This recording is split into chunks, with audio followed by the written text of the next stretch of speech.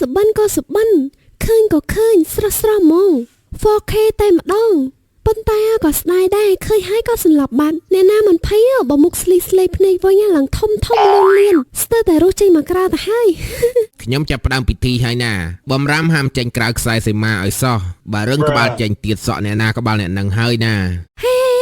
អញចឹងតណែហ្នឹងគ្រូប្រាប់ហើយថាមិនឲ្យចេញពីខាងក្រៅសីមាទេអញមិនលឺទេអីឯងនេះងប់នឹងប្រុសពិតមែនចង់ឲ្យបងសម្បត្តិយកឯងទៅនៅជាមួយមែនយើងចំណែនណាចឹងដែរតាយើងនិយាយលេងទេវើយខ្ញុំគិតថាគួរតាឲ្យលោកអ៊ំទាំងពីរនិយាយមុនទៅអ៊ំប្រុសហាពួកគាត់កាត់អីហ្នឹងសន្លប់បាត់ហើយហ្នឹងហើយប្រហែលជាពួកគាត់នឹកកូនគាត់ពេកហើយសូមជូនរឿងខ្មោចអាល័យស្នេហ៍ភាគបញ្ចប់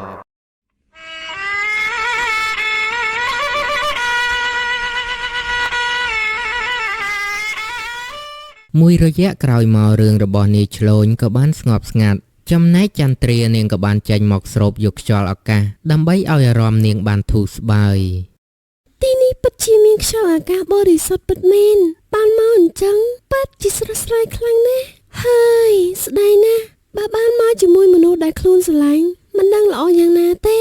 តែមិនអីទេរឿងដែលកន្លងហួសទៅហើយឲ្យវារសាត់តាមខ្យល់ទៅចុះចន្ទ្រាខ្ញុំមានរឿងចង់និយាយជាមួយនឹងនាងសង្ឃឹមថានាងអាចមានពេលឲ្យខ្ញុំបន្តិចអត់ទេខ្ញុំគ្មានពេលឲ្យនាងនោះទេខ្ញុំមានធរៈហើយនាងនៅទីនេះតាមសុបាយចុះ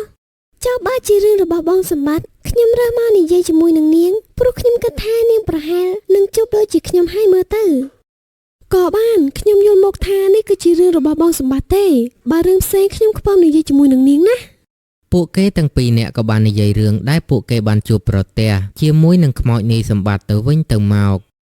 រាល់យប់ឲ្យតែខ្ញុំគេងលក់គឺតែងតែឃើញបងសម្បត្តិមកពន្យល់សុបិនខ្ញុំជានិច្ចគ្រប់ពេលដែលគាត់និយាយមកខ្ញុំស្ដាប់មិនលឺនោះទេឃើញតែមាត់មហោមិនដឹងថាគាត់ចង់និយាយអ្វីនោះឡើយបើខ្ញុំវិញសុបិនក៏សុបិនឃើញក៏ឃើញស្រស់ហ្មង 4K តែម្ដងប៉ុន្តែក៏ស្ដាយដែរឃើញហើយក៏សន្លប់បាត់អ្នកណាមិនភ័យបើមុខស្លីភ្នែកវិញឡើងធំលឿនស្ទើរតែរស់ចេញមកក្រៅទៅហើយទស្សនភាពពេលហ្នឹងបើថាអ្នកមុំគឺកាំងម្ដងបាត់ហើយខ្ញុំសន្លប់ប៉ុណ្ណឹងទុកថាខ្ញុំគឺរឹងមាំហើយអូយអញធ្លាប់ឃើញគ្នាមិនដែលឃើញសោះតែបើសង្សារចាស់របស់គ្នាវិញគឺគេធ្លាប់ឃើញអញដឹងមិនអត់អាប៉ែហ្នឹងដេកឈើមួយអន្តិចដល់ម្លឹងផងចាំមិនបានបែកគ្នាកុំប្រាប់ថាគេជាអ្នកសំបែកឯងដោយសារតែខ្លាចខ្មោច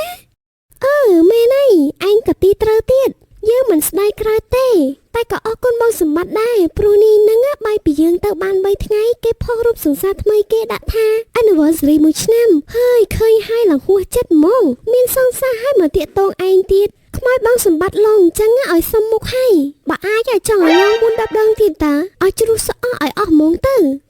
ពួកគេទាំងពីរនាក់នឹងដំបងពាក់មុខយាកដាក់គ្នាតែពេលបាននិយាយជាមួយគ្នារួចក៏បាននាំគ្នាសើចការក្អាយទាំងដែលមិនដឹងខ្លួនចន្ទ្រាយើងចង់ជួបបងសម្បត្តិឲ្យបានម្ដងដល់ហើយហេយើងមិនលែងចូលទេវើយយើងនៅព្រឺរមមិនតាន់បាត់ផងគ្រាន់តែនឹកឃើញក៏មានអារម្មណ៍ថាចង់ខ្លាចទៀតហើយនេះតែយើងមិនមែនទៅតែពីរនេះឯណា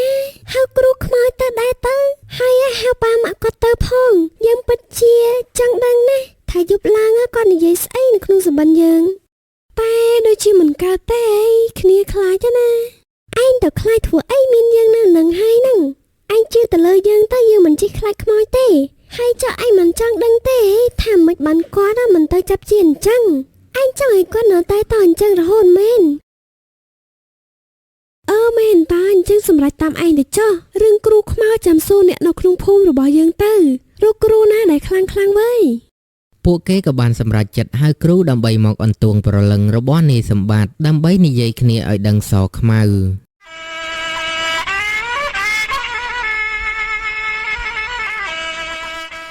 យប់ឡើងក៏បានឈានមកដល់ពួកគេក៏បានមកជួបជុំគ្នានៅកន្លែងដែលសម្បត្តិបានស្លាប់ខ្ញុំចាប់ផ្ដើមពិធីហើយណាបំរាមហាមចេញក្រៅខ្សែសីមាឲ្យសោះបើរឿងក្បាលចេញទៀតសក់អ្នកណាក្បាលអ្នកនឹងហើយណាតែលោកគ្រូកុំធ្វើបាបកូនប្រុសខ្ញុំឲ្យសោះណាគ្រាន់តែឲ្យលោកគ្រូអន្ទងប្រលឹងគេមកដើម្បីសួរនាំប៉ុណ្ណោះមែនហើយលោកគ្រូ ស៊ូមួយម៉ាត់ពីរម៉ាត់អីលោកគ្រូឲ្យគេទៅវិញទៅ ហេគ្រូចេះតែហៅមកទេឲ្យដេញទៅវិញមិនចេះទេទើបតែរៀនដែរហ្នឹង ងាប់ហើយគ្រូទើបតែរៀនបាន1ខែ2ខែហ្នឹងហើយពេលហៅមកចេះតែមកដែរនេះ យីចង់មើងងាយមិនមែន1ខែហើយក៏មិនមែន2ខែដែរ អូអញ្ចឹងប្រហែល1ឆ្នាំដឹងចឹង No គឺ1អាទិត្យ ងាប់ហើយទៅវិញទៅឲ្យឆាប់មិនមែនជារឿងលេងសើចទេណាចង់យកជីវិតខ្ញុំមកលេងសើចហើយគិតថាស្លាប់ហើយរស់ឡើងវិញល្ងាចនេះមែន ស្ងាត់ទៅអូវីថ្លង់ណាស់មិនបាយឲ្យគ្រូហៅទេដឹងគ្រាន់តែឯងស្រែកនឹងខ្មោចកូនញើក៏អាចមកបានដែរព្រោះថាសំលេងឯងធ្វើឲ្យខ្មោចហឹងជានឹងឯង បានហើយស្ងាត់ទៅហួសម៉ោងហួសវេលាឥឡូវហើយតោះយើងចាប់ផ្ដើមពិធីទៅ បន្ទាប់ពីនិយាយគ្នារួចលោកគ្រូក៏បានសូត្រមន្តអាគមគាថាដែលបានរៀនមិនទាន់ស្ទាត់ផងនោះភ្លាមខ្យល់ក៏បានបក់មកយ៉ាងខ្លាំងមិនដឹងមកពីណាព្រោះថាមុននឹងមិនមានខ្យល់ឡើយ លោកគ្រូសូត្រខុសទេដឹងមិនឃើញខ្មោចអីចឹងមានតែខ្យល់បក់បោកហ្នឹងសូត្រចាំវិជាហៅខ្ជិលទេដឹងលោកគ្រូ ចង់មើងងាយគ្រូមែនទោះបីទៅតែរៀនមែនតែទឹកដៃល្អមិនខកបំណងទេចាំបន្តិចទៀតឃើញឥឡូវហើយ បន្ទាប់ពីគ្រូនិយាយចប់ភ្លាមខ្មោចរបស់សម្បត្តិក៏បានចេញមកពិតមែន ខ្មោចបងសម្បត្តិពិតមែនបងសម្បត្តិអូននឹកបងឯងណាហេឯងចង់តណែហ្នឹងគ្រូប្រាប់ហើយថាមិនឲ្យចេញពីខាងក្រៅសីមាទេឯងមិនលឺទេអីឯងនេះងប់នឹងប្រុសពិតមែនចង់ឲ្យបងសម្បត្តិយកឯងទៅនៅជាមួយមែនយើងចំណែនណាចង់ដែរតាយើងនិយាយលេងទេវើយយើងគិតថាបងសម្បត្តិមិនធ្វើអីយើងនឹងណាបានជាយើងចង់ចេញឯងមើលទៅមុខគាត់កាច់ជាខ្មោចហើយក៏នៅតែគួរឲ្យស្រឡាញ់ដែរមែនអត់ ហើយអញអើយនិយាយទៅរួចយើងគ្រាន់តែឃើញមុខខ្មោចយើងចង់តែសន្លប់ទៀតទៅហើយនេះ បានហើយអស់ពេលវេលាឥឡូវហើយចង់និយាយអីក៏និយាយឲ្យលឿនទៅ ខ្ញុំគិតថាគួរតែឲ្យលោកអ៊ំទាំងពីរនិយាយមុនទៅអ៊ំប្រុសពួកគាត់កាត់អីហ្នឹងសន្លប់បាត់ហើយហ្នឹងហើយប្រហែលជាពួកគាត់នឹកកូនគាត់ពេកហើយគ្រាន់តែឃើញកូនភ្លាមសន្លប់ភ្លេតហ្មង ចន្ទ្រារចនាពួកអូនហៅបងមានការអី ហើយមើលផ្លេចមិនតើមានការបានជាមួយបាន រៀបរឹកបន្តិចទៅខ្មោចណាមិនមែនមនុស្សទេ ច្រឡំហ្នឹងណាលោកគ្រូស្មានតែមនុស្សភ្លេចបងសម្បត្តិមិនបានជាបងមិនទៅចាប់ជាតិទៅបងនៅតែតើបែបនេះដល់ណាទៀតមែនហើយបងគួរតែចាប់កំណើតជាថ្មីទៅពួកយើងមិនចង់ឃើញបងស្ថិតនៅក្នុងស្ថានភាពបែបនេះទេហើយមួយទៀតអូនឆ្ងល់ណាស់យប់ឡើងមិនតបងតែមកបញ្ជូលសុបិនអូនអញ្ចឹងតែរាល់ពេលបងនិយាយពាក្យអីអូនស្ដាប់មិនឮនោះទេ បងក៏ចង់ទៅដែរអូនតែបងទៅមិនកើតចិត្តបងនៅតែនឹកស្រណោះពួកអូនមិនចង់ឲ្យពួកអូនជួបអ្នកក្រោយគេធ្វើបាបរងទុកឈឺចាប់នោះទេបងនឹងនៅការពារពួកអូន បងកុំគិតបែបហ្នឹងអីពួកអូនមិនអីទេពួកអូនអាចមើលថែខ្លួនឯងបានជាមនុស្សមានទុកគឺជារឿងធម្មតាទេបងសូមបងចាក់ចែងឲ្យស្ងប់ចិត្តទៅចុះសង្ឃឹមថាជាតិក្រោយពួកយើងនឹងបានជួបគ្នាម្ដងទៀតមែនហើយបងទៅឲ្យស្ងប់ចុះប៉ាម៉ាក់របស់បងពួកអូនក៏ឧស្សាហ៍ទៅសួរសុខទុក្ខពួកគាត់ដែរពួកគាត់គឺមិនអីនោះទេពួកគាត់គឺតែងតែនឹករលឹកទៅកាន់បង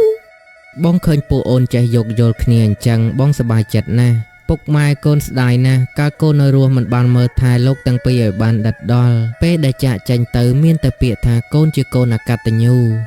កុំកាត់អីចឹងអីបងអ៊ំទាំងពីរគាត់ស្រឡាញ់បងណាស់គាត់ក៏អហិសកម្មឲ្យបងដែរបងមិនឃើញទេគាត់គ្រាន់តែឃើញបងភ្លាមរំភើបឡើងសន្លប់ទៅហើយ តែគ្រូមិនគិតអញ្ចឹងទេមីនាង ពួកអូនទាំងពីរសូមអហិសកម្មឲ្យបងសូមទៅចាប់កំណើតជាថ្មីអូនក៏នៅស្រឡាញ់គ្នារាប់អានគ្នាចាប់ពីពេលនេះទៅ អរគុណណាស់ខ្ញុំពិតជាស្ងប់ចិត្តហើយភ្លាមនោះខ្មោចរបស់សម្បត្តិគេក៏បានរលាយបាត់ទៅ ពិធីបានចប់ហើយអ្នកទាំងពីរហើយពេលដែលទៅវិញកុំភ្លេចធ្វើបុណ្យជ្រោចទឹកឲ្យគេផងណាចឹងយើងរៀបចំអីវ៉ាន់ទៅផ្ទះវិញទៅ គ្រូរៀបចំទៅខ្ញុំត្រូវគ្រាអ៊ំទាំងពីរខ្ញុំណាត្រឡប់ទៅវិញផងចង់ឲ្យទុកគាត់នៅទីនេះមែនទេ មែនតែចាំគ្រូជួយគ្រា រឿងនិទាននេះផងដែរក៏បានមកដល់ទីបញ្ចប់សូមអរគុណពុកម៉ែបងប្អូនដែលបានទស្សនារឿងនេះពីដើមរហូតដល់ទីបញ្ចប់ដើម្បីទទួលបានវីដេអូថ្មីៗពីខ្ញុំសូមជួយចុចពាក្យថាជាវនិងដាក់សញ្ញាកណ្ដឹងដើម្បីទទួលបានវីដេអូថ្មីៗពេលដែលយើងខ្ញុំផុសភ្លាមសូមអរគុណនិងសូមជម្រាបលា